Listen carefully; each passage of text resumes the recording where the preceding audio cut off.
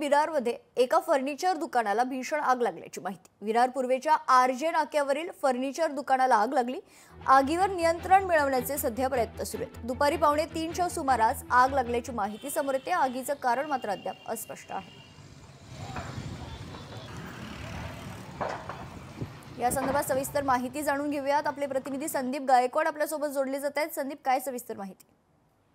मेघना, बरोबर आहे। आज दुपारी 2:45च्या सुमारास ही घटना घडलेली आहे। विरार पूर्व आरजे नाका या परिसरातील एका फर्निचरच्या दुकानाला ही भीषण आग लागलेली आहे। त्यामध्ये जे आहेत 4 ते 5 दुकाने यामध्ये जळून खाक झालेली आहेत। सुदैवाने यामध्ये कोणतीही जीवितहानी झाली नसली तरी दुकानांचे मात्र मोठ्या प्रमाणामध्ये नुकसान झालेलं आहे। आरजे नाका या परिसरामध्ये अनधिकृतपणे बांधण्यात आलेले जे दुकानं आहेत ते आहेत आणि त्या ठिकाणी ही आग लागली असल्यामुळे आगीचा मोठा भडका झाला आणि परिसरामध्ये एकच खळबळ माजलेली होती। आणि त्यानंतर वसईविरार महापालिकेचे अग्निशमन दलाचे जवान घटनास्थळी दाखल होऊन या आगीवरती नियंत्रण मिळवण्यासाठी प्रयत्न करत आहेत। परंतु अनधिकृत बांधण्यात आलेल्या दुकानाला आग लागली असल्यामुळे एकच भडका उडालेला आहे।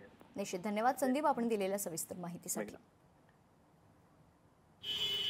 विरारचे हे दृश्य आपण पाहतोय। विरारमध्ये एका फर्निचर दुकानाला भीषण आग लागली। विरार पूर्वेच्या आरजे नाक्यावरील फर्निचर दुकानाला आग लागल्याची माहिती।